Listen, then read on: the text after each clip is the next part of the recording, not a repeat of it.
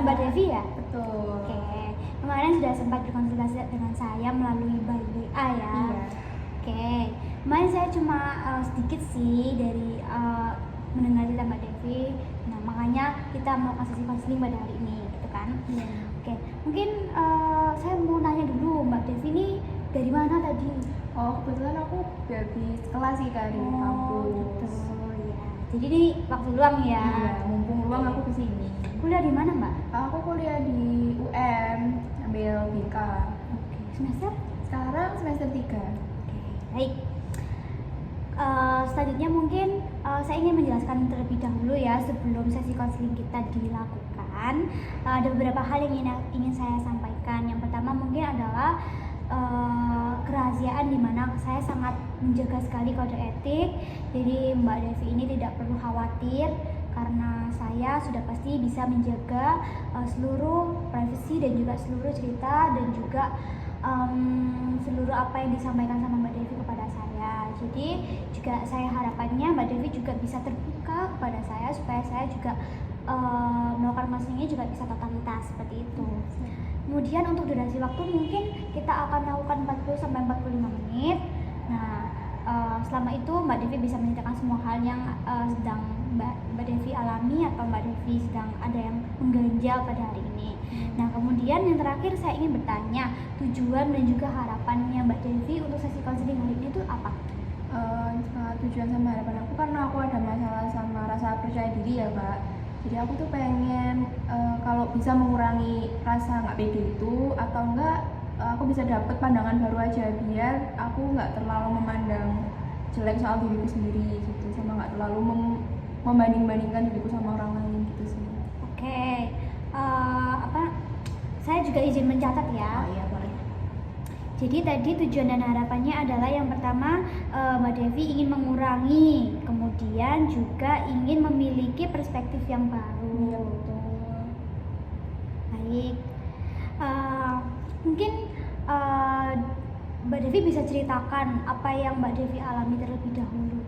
Oke, jadi belakangan ini tuh saya tuh lagi ngerasa kurang pede gitu Kak, sama diri saya, sama kemampuan saya, sama penampilan saya juga.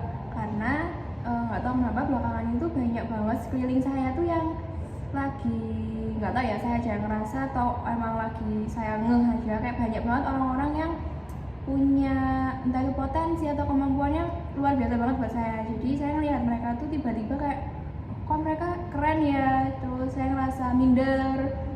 Apalagi saya tuh melihat beberapa teman saya, kan kalau teman tuh kita pasti pernah ngerasa di satu standar yang sama, di satu posisi yang sama. Terus tiba-tiba saya melihat mereka tiba-tiba punya prestasi atau melonjak entah dalam segi pertemanan atau penampilan. Terus saya ngerasa kayak oh keren ya dia bisa, tapi kok aku gini-gini aja. Sedangkan orang lain tuh aku lihatnya tuh udah mulai bisa kayak tumbuh, udah bisa mulai lebih glow up lah misalkan, entah dari segi penampilan maupun ininya kayak sosialisasinya gitu.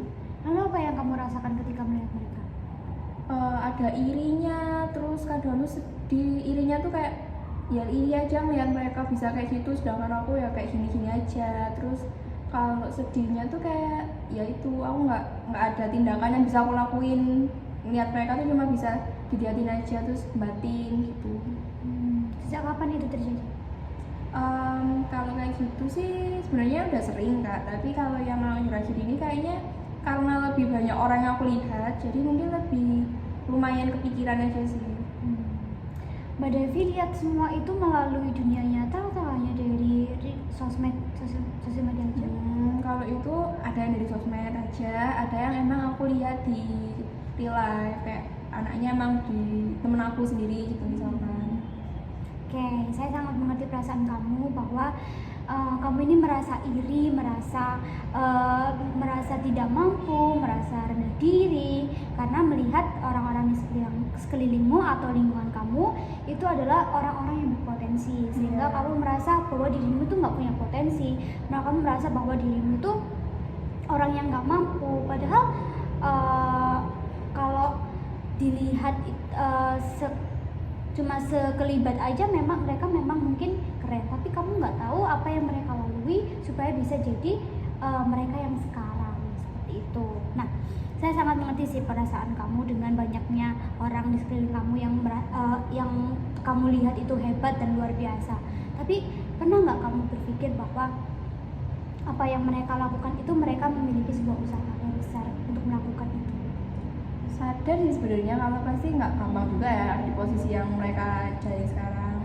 Tapi ya itu tetap aja kayak ngerasa kok mereka bisa, sedangkan aku gini-gini aja. Oke, Mbak Devi, jadi gini, mereka itu melonjak pesat, mereka memiliki sebuah kemampuan, mereka terlihat luar biasa di mata Mbak Devi. Memang karena sebuah usaha yang mereka lakukan yang mungkin Mbak Devi tidak lihat. Nah, bukan berarti itu artinya Mbak Devi tidak memiliki potensi yang sama seperti mereka atau Mbak Devi ini jauh di bawah mereka. Itu tidak benar ya Mbak Devi ya. Karena saya yakin bahwa semua orang memiliki potensi mereka masing-masing dan semua itu ada porsinya masing-masing. Nah, bukan berarti Mbak Devi itu jauh dari mereka atau bukan berarti Mbak Devi itu kalah sama mereka seperti itu. Nah, sekarang saya ingin tanya dulu nih, apa sih potensi yang Mbak Devi miliki selama ini yang mungkin Mbak Devi lihat terlihat sedikit lebih unggul, atau mungkin Mbak Devi sudah sadari Mbak Devi itu memiliki unggulan atau sebuah hal yang bisa dibanggakan dari Mbak Devi? Potensi aku ya bentar aku mikir dulu. Kayaknya kalau di bidang penulisan aku kayaknya lumayan sih Kak, karena aku pernah juga ikut lomba terus menang. Itu kayaknya itu potensi kan Kak ya? Potensi tentu saja. Itu sih. Terus sama apa lagi ya, mungkin ini beberapa orang tuh ngomong aku tuh cepet tanggap gitu. Kalau ada omongan atau pemberitahuan atau pembelajaran apa tuh lumayan cepet nangkepnya. Itu sih, masuk kan? Masuk. Oke, sekarang saya tahu nih potensi apa yang Mbak Devi miliki. Jadi apa yang sudah disampaikan Mbak Devi tadi, di mana Mbak Devi ini merasa bahwa dirinya itu bisa menulis. Menulis apa Mbak? Kalau yang dulu sih kayak cerpen gitu sih, yang pernah aku ikutin lomba. Selain itu? Belum, cuma pernah ikut lomba. Sama kalau nulis-nulis biasa tuh buat aku simpen sendiri, mungkin ya kayak cerita-cerita bersambung buat Wattpad gitu sih, lebih ke fiksi. Oke. Nah, dari sini kita tahu bahwa Mbak Devi itu punya potensi dalam kepenulisan dan juga tadi cepat tanggap, di mana orang-orang sekeliling Mbak Devi itu berpikir bahwa Mbak Devi ini adalah orang yang cepat tanggap, tapi Mbak Devi belum menyadari pada saat itu ya mungkin ya. Nah, sehingga Mbak Devi tersadar dari perspektif orang lain dan juga masukan dari orang lain, kamu tuh orang yang cepat tanggap ya gitu. Itu jadi kamu bisa sadar dari hal itu. Nah, oke.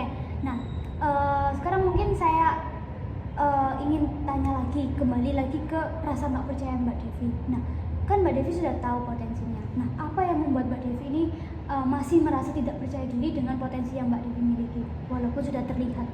Karena rasanya kayak bukan sesuatu yang wow banget gitu loh Kak. Kalau orang lain tuh kayak potensinya lebih wow dari punya aku. Jadi aku merasa kayak punya aku tuh nggak ada apa-apanya. Misalkan mereka tuh pinter pinter akademik gitu, sedangkan aku di akademik ya biasa-biasa aja. Dia unggul kayak buat esai atau apa, terus ikut lomba yang lumayan bergengsi. Itu sih aku ngerasa kayak keren ya gitu. Kayak potensi itu tuh buat nyampe ke situ tuh kayak kurang gitu. Berarti Mbak Devi merasa tidak mampu. Iya. Nah, oke. Sekarang pertanyaan saya, bagaimana jika Mbak Devi ternyata mampu? Bagaimana jika ketika Mbak Devi mau mencoba dan juga mau berusaha ternyata Mbak Devi berhasil? Apakah pernah terfikirkan sampai hal ke situ?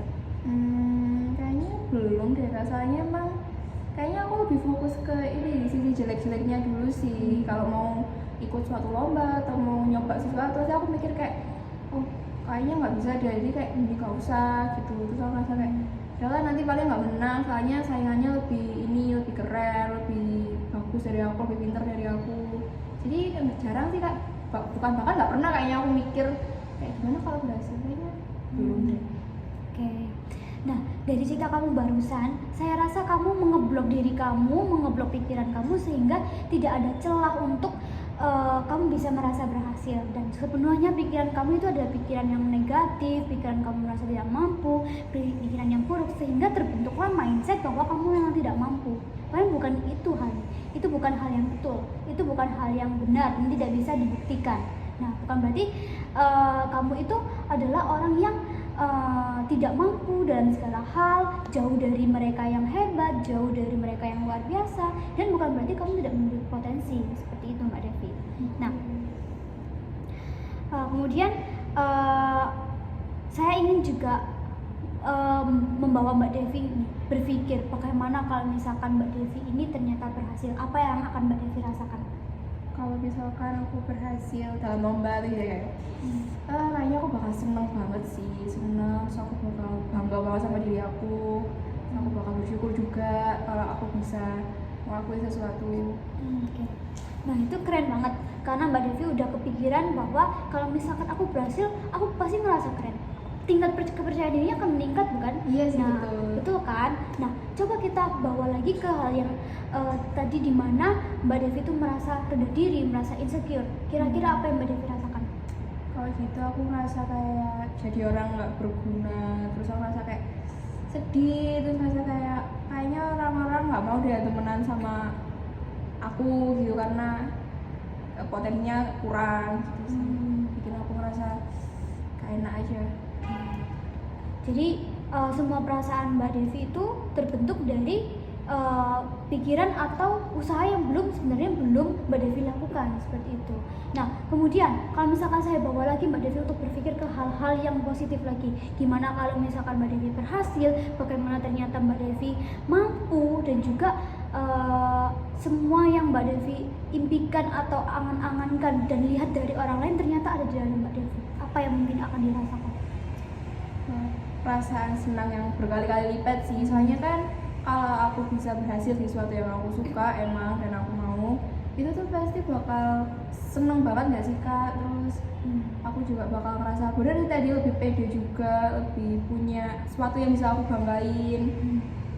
Itu sih perasaannya. Dari tadi kamu kan sudah saya bawa untuk berpikir ke hal-hal yang menyenangkan tadi, dimana kamu bagaimana jika kamu berhasil, kemudian saya bawa lagi kamu ke tempat dimana kamu berpikir negatif, dimana kamu merasa rendah diri dan insecure. Tapi saya kembali lagi membawa kamu untuk berpikir bahwa kamu akan berhasil dan yang lainnya. Nah, kira-kira dari hal yang sudah saya sampaikan tadi dan juga kamu sampaikan tadi, kira-kira ada nggak kesenjangan yang terlihat dari ketiga hal itu?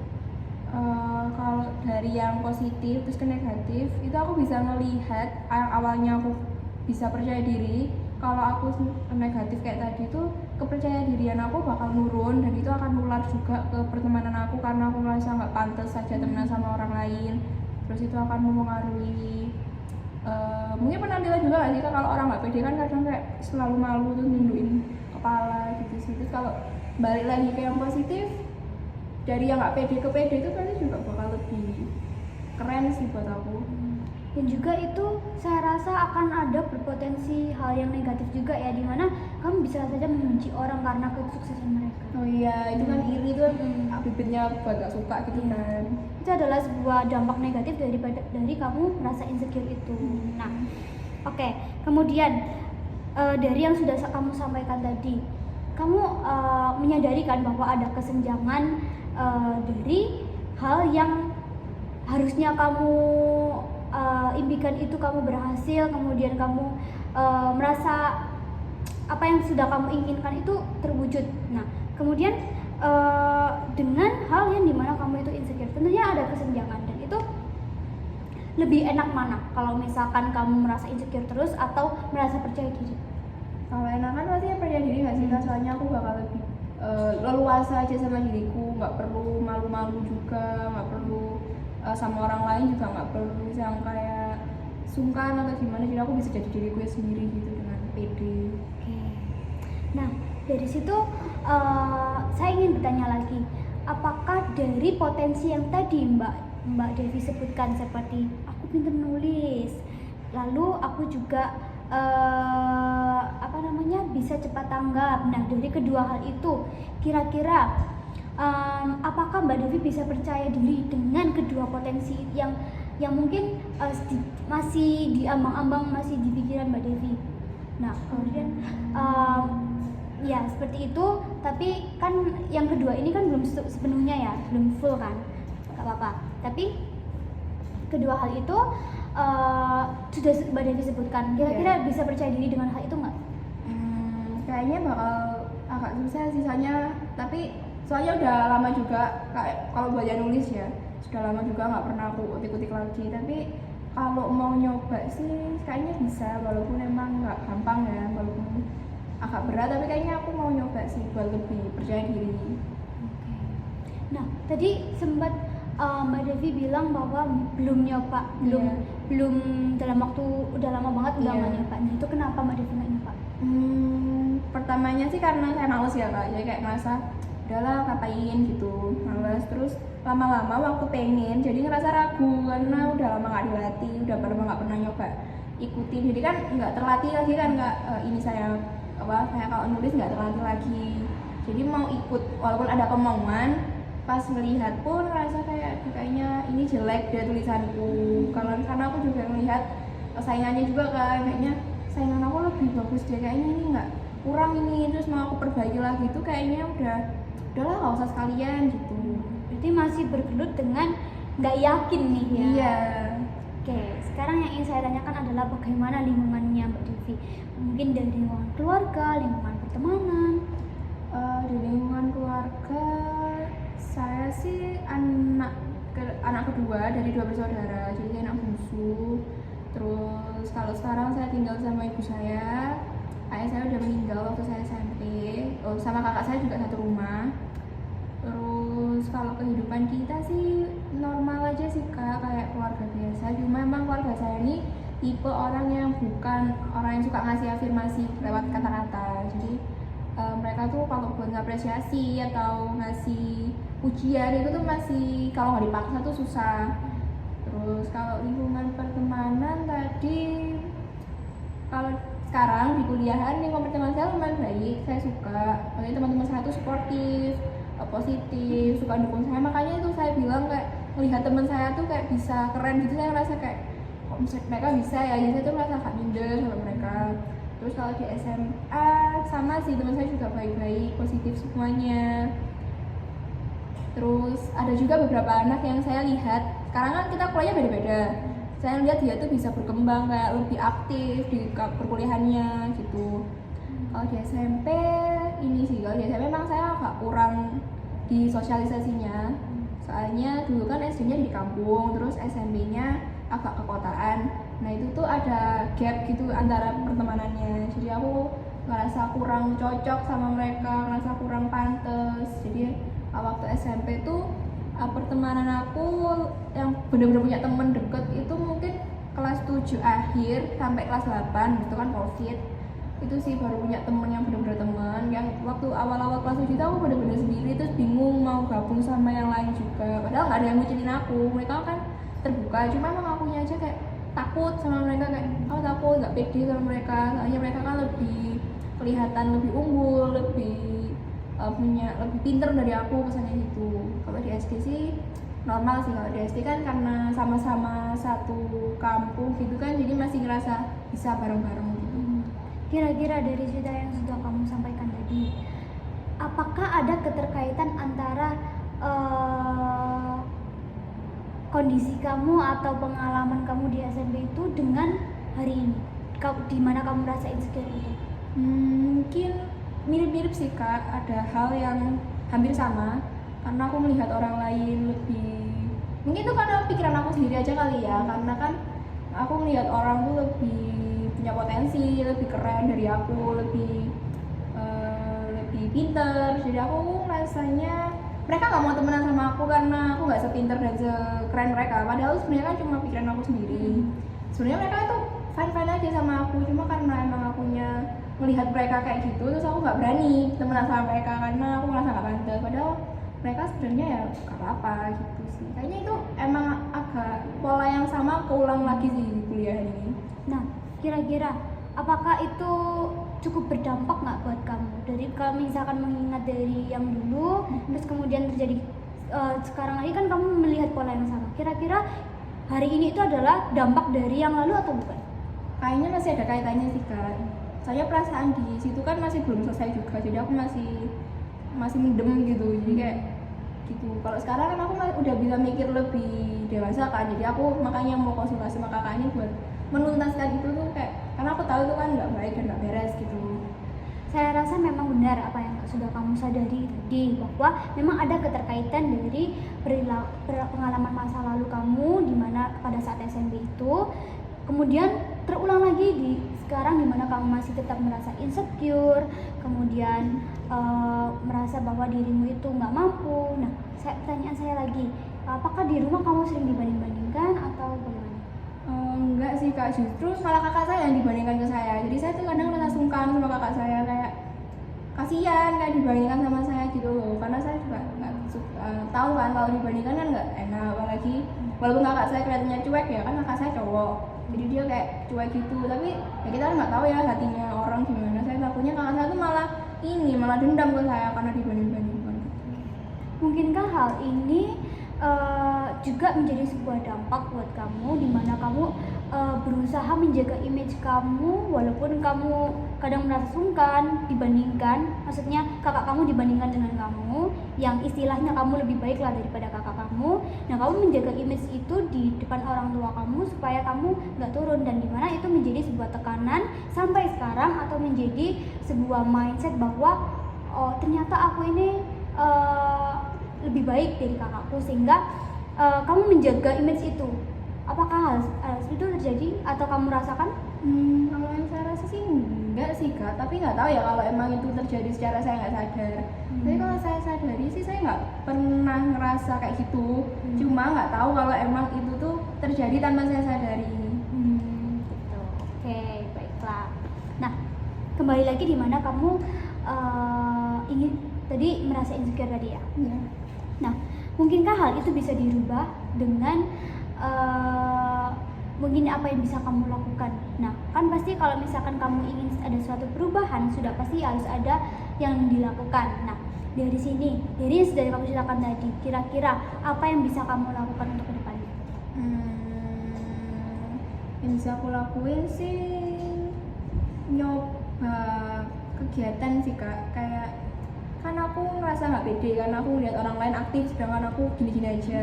Jadi aku juga harus punya upaya biar aku bukan kelihatan sih, tapi biar aku juga aktif sama kayak mereka. Tapi nggak cuma karena pengen kayak mereka sih, tapi karena aku pengen ngembangin diri juga. Mungkin aku bisa ikut kegiatan, tapi mungkin kegiatan yang pendek-pendek aja kali ya, soalnya aku kurang bisa komitmen di kegiatan yang panjang gitu. Jadi aku bakal cari-cari kegiatan yang bisa aku ikutin biar bisa numbuhin pemikiran aku, mindset aku juga. Terus sama aku mau nyoba lagi ikut lomba sih, yang lomba nulis tadi mungkin bisa aku coba. Itu bagus sih, tapi saya sedikit notice dengan perkataan kamu di mana kamu itu merasa bahwa dirimu itu tidak bisa atau tidak bisa berkomitmen dengan organisasi atau kegiatan yang lama. Itu kenapa? Nggak tahu ya kak, saya tuh ngerasa kalau ada komitmen di awal tuh bakal punya tanggung jawab yang besar banget, dan saya tuh ngerasa nggak akan sanggup gitu loh kalau harus menanggung gitu. Pun saya sanggup, saya pasti bakal susah sendiri. Maksudnya saya pasti ada hal-hal yang bikin saya tuh nyusahin saya gitu di perasaan saya, entah itu fisik saya maupun pikiran saya, dan saya tuh tahu bakal nyusahin, jadi saya hindari biar saya nggak dapet permasalahan itu, biar saya tuh lebih tenang aja. Oke, berarti kamu membayangkan hal yang sebenarnya belum pernah terjadi. Iya. Oke, kamu membayangkan sebuah hal yang belum pernah terjadi dan kamu sudah validasi bahwa hal itu benar. Tapi itu ada kemungkinannya kak, soalnya teman-teman saya kan banyak yang ikut-ikut gitu, dan mereka tuh sharing-sharing, pasti ada aja masalah kayak gini, masalah di organisasi atau apa gitu. Nah, karena ngedenger itu, walaupun saya nggak pernah ngalamin langsung, saya pun nggak mau ngalamin langsung, jadi makanya untuk itu saya mencari jalan keluarnya itu ya saya nggak usah sekalian gitu. Bagaimana jika ternyata kamu berbeda dengan mereka? Kamu mungkin bisa makin bertumbuh di tempat organisasimu atau di lingkunganmu yang baru, dengan walaupun harus berkomitmen dengan jangka yang waktu yang lama ya. Nah, bisa jadi kamu berbeda dengan mereka. Kan setiap orang kan pasti berbeda ya, memiliki karakter yang berbeda, bagaimana dia beradaptasi dengan lingkungan mereka. Itu sudah pasti berbeda, dan kamu juga tidak bisa disamakan dengan orang lain. Nah, mungkin orang lain bercerita kepada kamu ya mungkin yang buruk-buruknya aja, tapi kamu nggak pernah tahu apa yang mereka rasakan yang sebenarnya, dan kamu nggak tahu hal-hal positif apa yang sudah mereka dapatkan kan. Nah, kira-kira kalau misalkan kamu bayangkan kamu mengikuti sebuah organisasi atau mengikuti sebuah kegiatan dengan komitmen waktu yang cukup lama. Nah, kira-kira kamu kalau misalkan tidak membayangkan menjadi posisi mereka, tetapi dengan dirimu yang sebenarnya, kira-kira bagaimana? Jujur kalau gitu saya masih ngerasa agak kebayang capeknya sih Kak. Kayak kalau kamu organisasi kan pasti kayak capek gitu loh, tapi itu masih bayangan saya aja sih. Kayaknya agak susah sih buat saya buat nyoba gitu yang buat jangka panjang. Oke, ada satu pertanyaan lagi. Nah, kenapa kamu berpikir hal seperti itu? Kamu tidak bisa berkomitmen kan?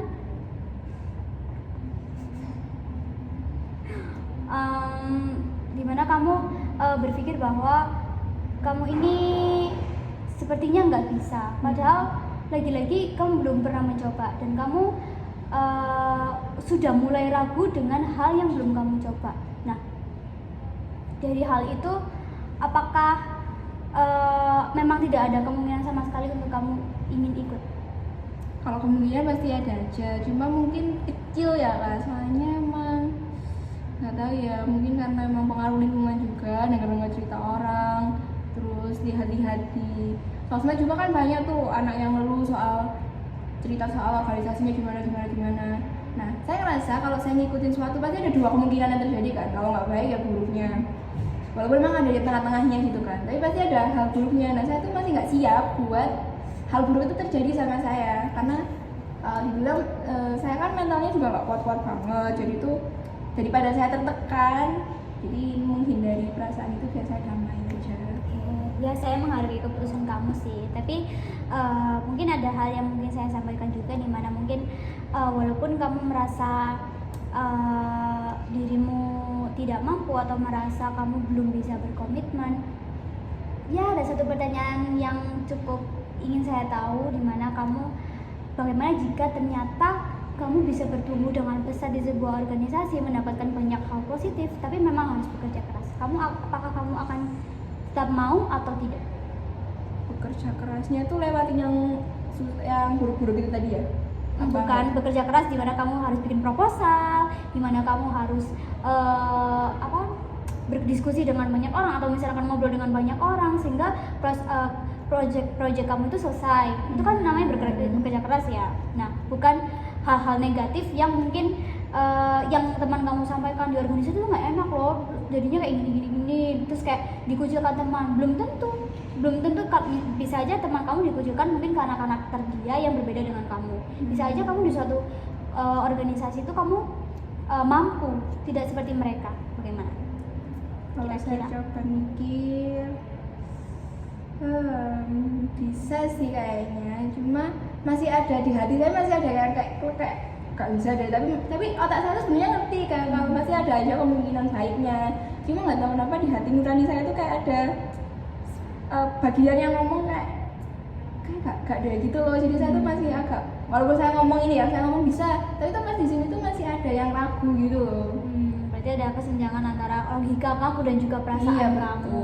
Gimana sebenarnya perasaan kamu itu sebenarnya sangat tidak minat mungkin ya ikut organisasi atau kegiatan dengan jangka waktu yang lama, tapi logika kamu, wah kalau misalkan aku ikut nih pasti aku bakal bisa lebih bertumbuh dan juga banyak hal positif yang aku dapatkan. Tapi nggak apa-apa, bahwa semua orang juga punya pilihannya masing-masing, dan Mbak Devi juga punya pilihannya masing-masing, dan mungkin tidak ikut sebuah kegiatan yang dengan waktu yang panjang atau sebuah organisasi itu juga adalah sebuah pilihan dari Mbak Devi, seperti itu.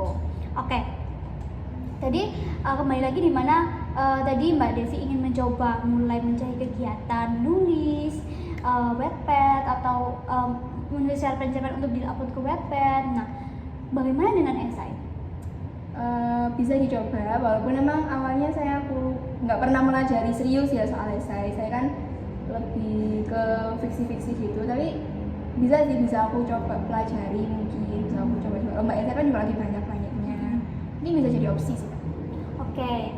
Bener banget sih. Nah, saya senang mendengar bahwa kamu sudah mulai terbuka di pikirannya untuk mengikuti sebuah kegiatan yang dengan potensi yang kamu miliki, seperti tadi menulis. Jadinya kamu ingin melakukan kegiatan atau mencari kegiatan yang dari kegiatan itu kamu bisa berprestasi lewat hal itu, sehingga kamu bisa berusaha menjadi lebih baik setiap harinya dengan potensi yang kamu miliki. Nah, oke. Jadi apakah hanya ikut kegiatan saja atau mungkin yang bisa dilakukan keseharian mungkin apa? Keseharian ya. Untuk mungkin meningkatkan potensi kamu atau mungkin potensi yang lain yang kamu miliki yang belum kamu sampaikan? Kalau yang di pikiran sekarang sih masih latihan nulis itu sih, nyoba nulis lagi biar terlatih. Mungkin aku juga bakal coba ikut kelas kali ya biar lebih profesional juga nulisannya. Yang di pikiran aku sih yang buat jangka pendek sih masih itu sih Kak. Oke, jadi kamu ingin belajar menulis untuk beberapa dalam keseharian kamu ingin belajar menulis sehingga ketika ada sebuah lomba atau kegiatan yang ingin kamu ikuti kamu sudah mulai mampu nih. Nah, pede gitu. Iya benar, itu keren banget sih. Saya senang banget dengar semangat kamu untuk belajar lebih lagi supaya kamu bisa meningkatkan potensi kamu. Nah, saya ada tugas buat kamu. Apa Kak? Jadi seminggu ke depan, nah kamu bisa melakukan hal yang tadi sudah kamu sampaikan. Tadi kan kamu sampaikan mau belajar untuk menulis. Nah, dalam seminggu ini kamu belajar menulis, kemudian kamu kalau bisa ikut sebuah kegiatan untuk kamu belajar menulis itu, sehingga ada sebuah karya yang sudah kamu tulis gitu. Nah, mungkin kita bisa bahas itu di pertemuan selanjutnya atau di sesi konseling berikutnya, di mana saya ingin melihat sebuah kemajuan atau sebuah proses yang kamu sudah lakukan seperti itu. Nah, kalau misalkan belum ikut kegiatan pun nggak apa-apa, yang penting tiap hari Mbak Devi bisa belajar menulis setidaknya satu paragraf atau satu lembar aja gitu. Bisa sih Kak. Oke. Usahain ya. Oke, nanti kalau misalkan lupa juga saya ingatkan. Terus ada lagi yang mungkin akan disampaikan? Kayaknya untuk hari ini udah cukup sih Kak. Sudah merasa lega? Lega banget sih Kak dari cerita. Oke. Nah, kita kembali kepada tujuan dan juga harapan tadi Mbak Devi, di mana yang pertama Mbak Devi mau untuk mengurangi rasa insecure ini. Kira-kira dari potensi yang tadi sudah Mbak Devi sampaikan dan juga saya beri tanggapan, kira-kira dari hal itu, kira-kira rasa insecure atau rasa rendah diri Mbak Devi ini sudah berkurang atau belum? Kalau untuk sekarang sih belum berkurang banget, tapi mungkin kedepannya setelah aku lebih pede mungkin bakal bisa berkurang sih. Tapi sekarang aku udah ada gambaran aja apa yang harus aku lakuin biar rasa itu tuh berkurang. Nah iya, tapi setidaknya Mbak Devi bisa menyadari nih potensi-potensinya Mbak Devi miliki. Tadi kan sebelum datang ke sini kan pasti belum menyadari. Nah tadi baru menyadari ketika sesi counseling dengan saya seperti itu. Nah yang kedua adalah perspektif baru, di mana Mbak Devi tuh pengen punya perspektif baru. Nah, dari hal itu, kira-kira apa yang Mbak Devi dapatkan dari sesi counseling hari ini atau perspektif baru yang Mbak Devi dapatkan dari hari ini dengan sesi counseling dengan saya? Perspektif baru yang aku dapat ini sih buat nggak melihat semua hal itu cuma dari sisi negatifnya aja. Buat sebenarnya tuh ada loh kemungkinan lainnya yang dimana itu tuh baik, kemungkinan kamu tuh bisa, kamu tuh berhasil, dan itu akan ngebuat aku pakai terus sih kayaknya kalau misalkan aku dihadapkan di situasi yang menurut aku kayaknya ini bakal buruk deh, aku bakal nyoba pakai mindset itu buat mikir kayak enggak kok, bisa aja ini baik, bisa aja ini berhasil, bisa aja ini sukses gitu sih. Kayaknya itu perspektif baru yang aku pelajari hari ini. Oke, bagus banget. Saya senang banget ternyata kamu ini aktif mendengar dan juga aktif untuk memahami apa yang sudah saya sampaikan. Dan di sesi counseling kali ini saya sangat senang sekali bertemu kamu, bahwa kamu ini ternyata juga bisa dalam satu sesi counseling hari ini kamu bahkan udah mampu menyadari potensi yang kamu miliki, dan itu sangat relate dengan apa yang sudah kamu sampaikan tadi, di mana kamu itu adalah orang yang cepat tanggap. Ternyata kamu juga cepat tanggap di dalam sesi counseling ini ya. Keren banget sih itu. Oke, mungkin ada hal yang lain yang ingin disampaikan?